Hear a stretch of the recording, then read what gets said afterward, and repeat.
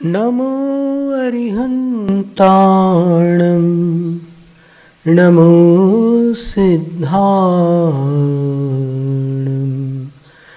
नमो आयर्याणं नमो उवज्झायाणं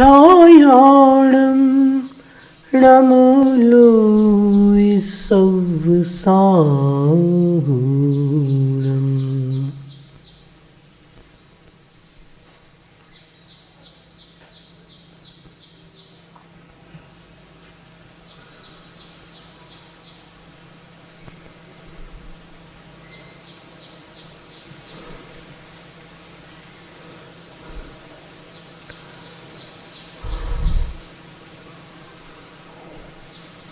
धर्म चर्चाओं में कभी कभी ये बात आती है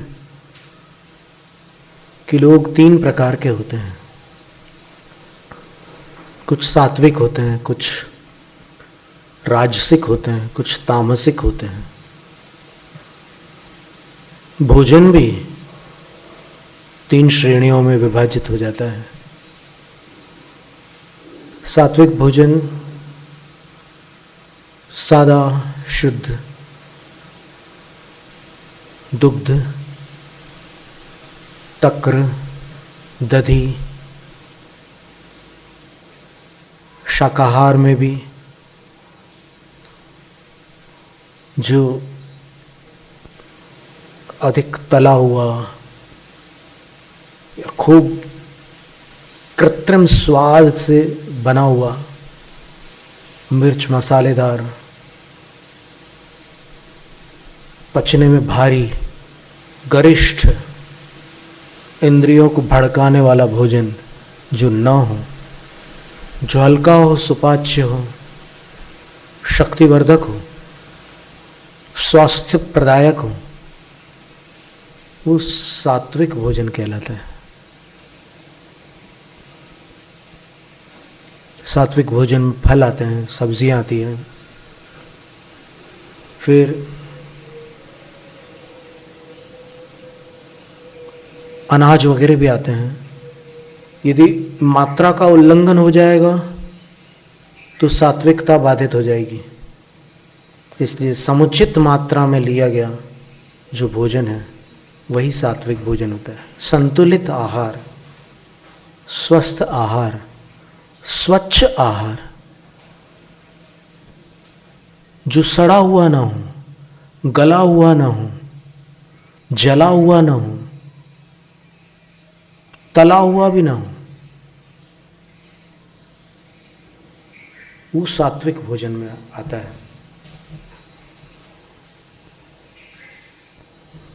एक योगी से हमने पूछा था, सन्यासी तो नहीं थे लेकिन योगाभ्यासी थे, उनसे पूछा था कि कुछ हिंदू शास्त्रों में पलांडु, लहसुन, श्रृंगवेर, इन वस्तुओं का निषेध क्यों आता है भोजन में? बोलते हैं कि भोजन करना हो तो ऐसा ऐसा करो, वो मत खाओ, ऐसा भेद क्यों?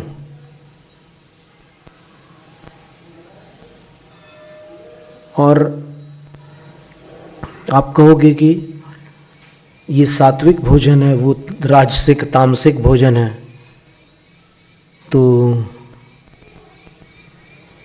पलांडु और लहसुन, पलांडु कहते हैं प्याज को और लहसुन कहते हैं लहसुन को, संस्कृत भाषा के शब्द हैं। तो बोले इनको तामसिक भोजन में लिया गया है। तो हमें उत्कंठा हुई, हमने पूछा कि आप इन चीज़ों को नहीं लेते क्या? आप खाते हो कि नहीं खाते हो इन चीज़ों को? उन्होंने उत्तर दिया कि हम जब भोजन करते हैं तब अगर साथ में बैठे हुए भोजन करने वाले लोग प्याज छील भी दे तो हम भोजन छोड़ करके उठ जाते हैं। बड़ी अजीब बात लगी। कहने का अभिप्राय ये था कि कुछ लोग अपने नियमों में इतने कड़क होते हैं कि वो समझौता नहीं करते। और समझौता न करने पर कभी कभी शुरू में कुछ लोग बुरा मानते हैं, पर फिर समझ जाते हैं कि भाई ये नियम से चलने वाले लोग हैं तो इनको चलने दो। ऐसे लोगों की भी समाज में ज़रूरत है। फिर स्वतंत्रता संग्राम के दौरान एक मानी हुई हस्ती ने कहा था कि मांसाहार जरूरी है, क्या करें। जो लोग मांसाहार नहीं कर सकते वो शत्रु से कैसे लड़ सकते हैं।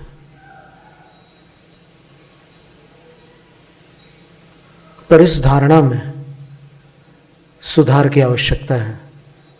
वही बात कहेंगे हम स्वतंत्रता संग्राम में जैन। इसके जो खंड है वो आप पढ़ेंगे तो पता चलेगा कि सेना में केवल मांस न खाने वाले लोग ही होते हों ऐसा नहीं है। कई ऐसे लोग रहते हैं जो कट्टर शाकाहारी होते हैं, और जो वेगन ग्रुप है वो तो प्राणिज पदार्थों से भी परहेज करते हैं। वो तो दूध घी आदि भी नहीं छूते।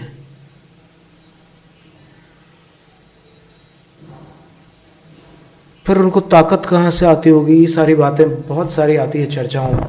अभी आज के वैज्ञानिक युग में तो ये बड़ी आसानी से ये सारे समाधान हो जाते हैं। जैसे एक दिन अपनी चर्चा हुई थी, जो सैमसन एंड राइट्स की बुक में, टेक्स्ट बुक में फिजियोलॉजी में लिखा हुआ था कि ऐसे जानवर हैं जो उन वस्तुओं को नहीं खाते फिर भी दुनिया के सबसे बलशाली प्राणियों में उनकी गणना है। बाइसन है, गौर है, गोरिल्ला है, एलिफेंट हाथी है। कितने सारे ऐसे प्राणी हैं जो सबसे बलिष्ठ प्राणी माने जाते हैं। घोड़ा है, सांड है, बैल है। कितनी ताकत होती है इनमें। और देखना, एक समझने की बात यह है कि जो कार्निवोर्स होते हैं, जो हिंस्र पशु होते हैं, वो शिकार करके कई बार हाथियों को भी गिरा देते हैं। कई बार ताकतवर शाकाहारी प्राणियों पर हावी हो जाते हैं, भारी पड़ जाते हैं। पर जब अपन उनके स्टेमिना को देखते हैं तो पता चलता है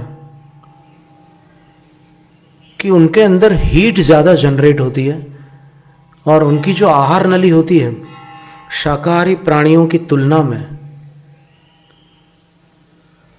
1/6 भाग प्रमाण होती है। यानी शाकाहारी प्राणियों की आहार नली हिंसक जानवरों की आहार नलियों से 6 गुनी होती है शाकाहारी प्राणियों की नली।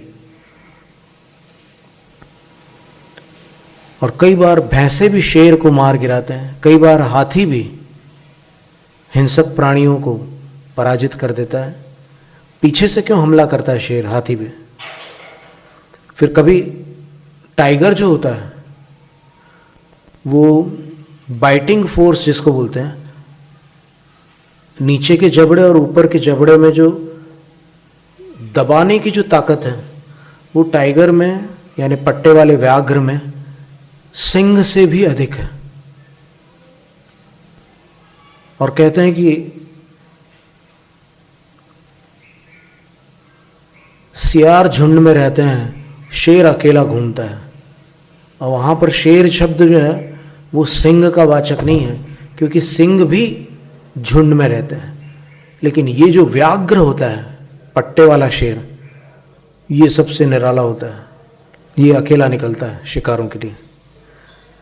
तो वो उन प्राणियों की प्रकृति है, वो कुदरत की देन है। ये समझ लो कि उन प्राणियों ने, उन जीवों ने कोई वैसा कर्म किया हुआ है कि जो वो उस योनि में जाकर के उसी प्रकार की जीवन शैली को अपना करके जीते हैं। पर अब ये इसका क्या करोगे? आहार नली का जो माप है उसको देख लो आप। मनुष्य की आहार नली 21 फुट है। अब आप भले वो 4.5 फुट का इंसान हो, आहार नली 21 फुट की है। क्या संकेत है ये?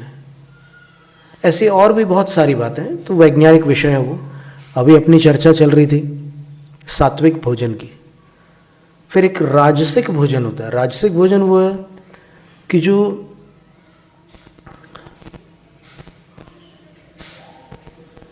स्वाद पसंदी लोग खाते पीते हैं, स्वादिष्ट भोजन जिसको कहते हैं, तला हुआ, मिर्च मसालों वाला, और जो जिह्वा को तृप्ति प्रदान करता हो, मुंह में जाए तो फिर वो दुनिया भूल जाए, एकदम मस्त हो जाए उसमें, वो राजसी भोजन जो महंगा भी हो सकता है, जिसमें राजसी ठाठ झलकता हो, वो राजसी भोजन है। फिर तामसी भोजन क्या है?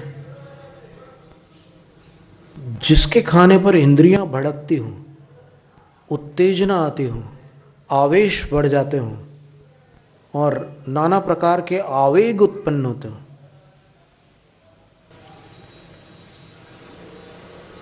मन की शांति भंग हो जाती हो और अंदर से क्रूरता के भाव आते हो, लड़ने झगड़ने के भाव आते हो, मारपीट करने की इच्छा होती हो, तामसी भोजन।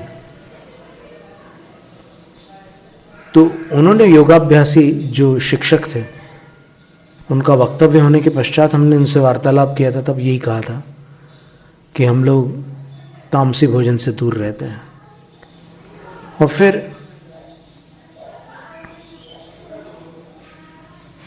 भोजन सोने से कितने घंटे पहले करना है, इसकी चर्चा तो पहले हो चुकी है। 3 घंटे कम से कम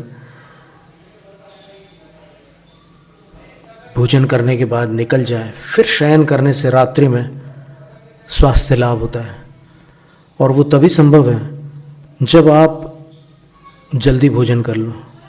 देर से करोगे तो कब सोओगे? मान लो आपने 11 बजे भोजन किया, 2 बजे सो गए क्या? ये तो अप्राकृतिक शैली हो जाएगी जीवन की। तो इन बातों पर भी एक बार विचार करने की बात है। तामसी भोजन से तो हर हाल में बचने को कहा गया है। भगवत गीता में भी जहाँ भोजन की बात आई वहाँ पर उन्होंने यही कह दिया। इवन यहाँ तक कि बाइबल में और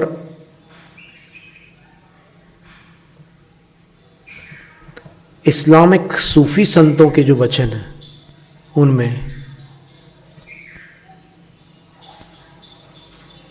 एक सूफी संत कहते हैं कि रोटी के अलावा इंसान जो भी खाता है वह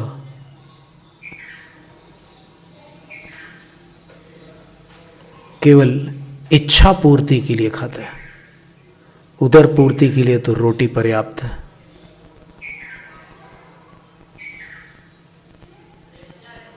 हर जगह बहुत सी सुंदर सुंदर शिक्षाएं मिलती है।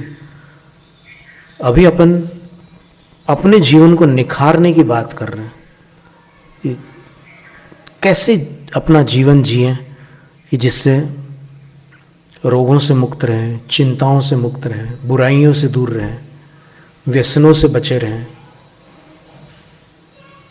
तो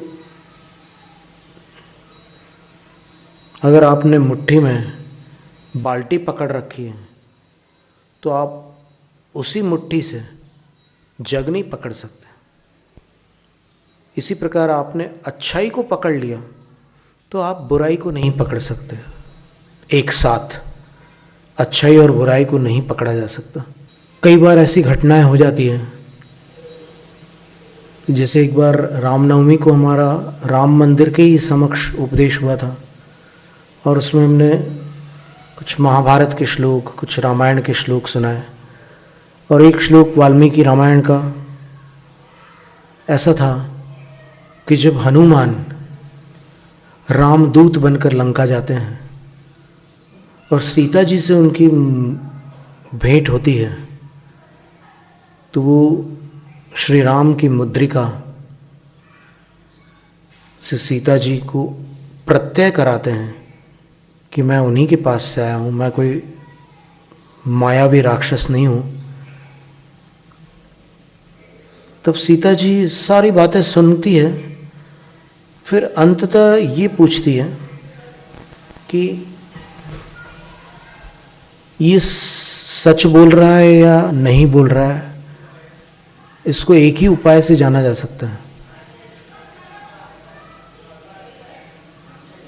यहाँ के राक्षसों को ये नहीं पता कि मेरे स्वामी कैसा भोजन करते हैं। यदि ये सचमुच मेरे स्वामी के पास से आया होगा तो ये बता सकता है कि भोजन कैसा करते हैं। तो सीता जी पूछ लेती है हनुमान से कि आप मुझे ये बताओ कि मेरे स्वामी खाते क्या हैं। तब वहां पर एक श्लोक है, वो श्लोक ये है, न मांसं राघवो भुंक्ते न चैव मधु सेवते वन्यम सुविहितम नित्यम भक्तम अश्नाति केवलम। राघव मांसाहारी नहीं है। राघव मधु का सेवन नहीं करते। मधु का अर्थ हनी, शहद। उस श्लोक में लिखा। फिर लेते क्या है? वन्यम सुविहितम नित्यम भक्तम अश्नाति केवलम। जो जंगली प्रांगण में शुद्ध वनस्पतियों से बना हुआ भोजन है, उस भोजन को ही अश्नाति श्री राम खाते हैं। अब सीता जी को विश्वास हो जाता है कि वहीं से है। नहीं तो राम का भोजन तो ये लोग बता ही नहीं सकते यहाँ वाले, ये वहीं से है। फिर आगे का वार्तालाप होता है, और आगे का वार्तालाप भी कितना शिष्टाचार पूर्ण और भारतीय संस्कृति से समन्वित वो घटनाक्रम है। हनुमान जी सीता जी की व्यथा से व्यथित होकर विचार करते हैं और निवेदन भी करते हैं। पहले तो विचार करते हैं कि इतनी पीड़ाओं में मैं माता सीता को छोड़कर श्री राम के पास जाऊं या लेकर जाऊं, इन पीड़ाओं से उनको उठाकर ले जाऊं। वहाँ छोड़कर जाना तो मुझे अच्छा नहीं लगता, लेकिन मैं माता से निवेदन करता हूँ, नीति क्या कहती है माता निर्णय करेंगी। हे माता, आप यहाँ अत्यंत क्लेशित हैं, यहाँ की पीड़ाएं आपको सहन नहीं हो रही है। कहाँ आप महलों में रहने वाली, आप महारानी बनने वाली थी, लेकिन संयोग से यहाँ आना हो गया आपका। और यहाँ ऐसे प्रतिकूल वातावरण में, जहाँ दशानन रावण जो महान विद्वान होकर भी आपके रूप में आसक्त होकर आपको पटरानी बनाने का उपक्रम कर रहा है, ऐसे क्लेशपूर्ण वातावरण से यदि आप आदेश दो, आपकी आज्ञा हो, तो मैं आपको इसी समय स्वामी के पास पहुंचा दूं।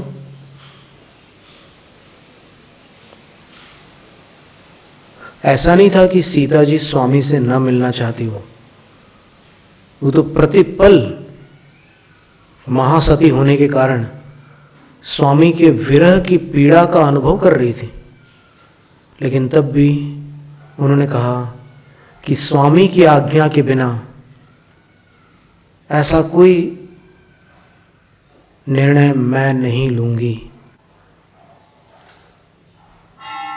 तो हनुमान जी समझ गए कि माता का संकेत यही है कि स्वामी ही आकर के मुझे यहाँ से छुड़ा ले, मैं अन्य किसी के साथ वहाँ तक नहीं जा सकती।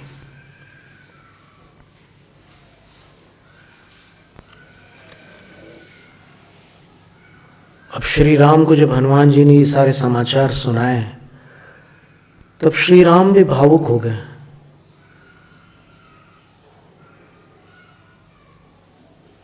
और फिर पूछते हैं लंका कहाँ है,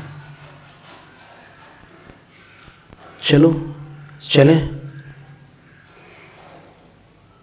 लक्ष्मण तो और उतावले हो रहे थे।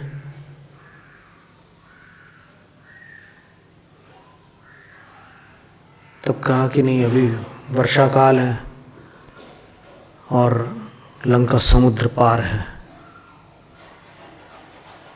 100 योजन दूर है इस तट से लंका का तट, इसलिए समय पर ही जाना उचित होगा। और दूसरी बात, दशानन का जो सैन्य बल आदि है वो भी मैं बता देता हूँ, मैं सब कुछ देख करके आया हूँ। हनुमान जी एक बार में बहुत सारे काम करके आ जाते थे, वो सब जानकारी लेकर के आ गए थे वहाँ से। एक उनसे अच्छा रामदूत और कौन हो सकता था। तो सारी जानकारियाँ सुनाते हैं। तो वानर थोड़े से हिचकिचाते हैं, कहते हैं कि ये कैसे संभव है, दशानन किसी से पराजित नहीं हुआ। इंद्र दशानन से पराजित हुआ, लेकिन दशानन किसी से पराजित नहीं हुआ। अपना क्या होगा, अपने पास तो वानर सेना है और उनकी सेनाएं तो बड़ी विशाल सेनाएं, अक्षौहिणी सेनाएं हैं, और हमारी सेनाएं तो सीमित हैं, क्या होगा। तो यहां भी एक संदेश है,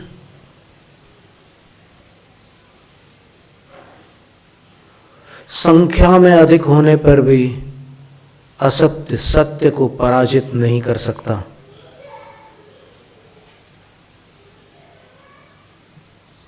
पाश्चात्य न्याय प्रणाली का प्रभाव आज भारत की जनता देख रही है कि जरा जरा से जो मामले होते हैं, मुकदमा चलता रहता है। कभी कभी तो जो निरपराध है उसकी आयु पूरी हो जाती है, लेकिन कोई निर्णय नहीं आता न्याय से, न्यायपालिका की तरफ से। और उस जमाने में राम राज्य में क्या निर्णय होता था,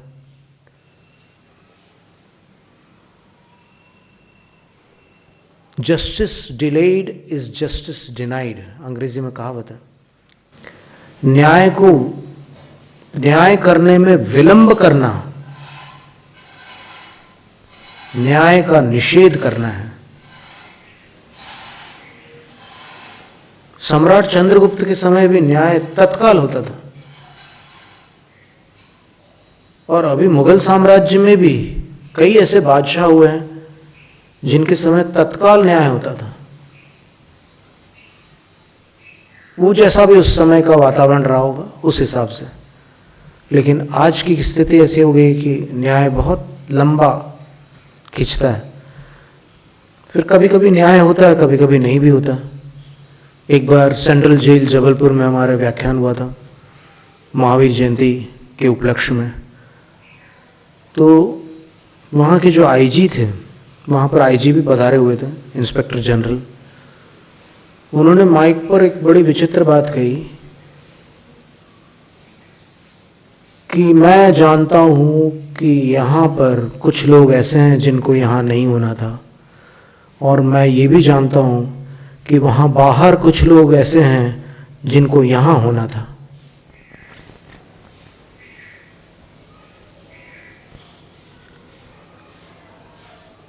न्याय प्रणाली के लिए ये वाक्य लज्जास्पद है, पर अब अपन निराशावादी नहीं है। आज भी हमेशा अपन यही आशा करते हैं कि देश में सुधार होगा, कई बार होता भी है। तो न्याय प्रणाली में भी सुधार हो और देश का भी उत्थान हो। सब हृदय से धर्मात्मा हो। धर्म वो वस्तु है जो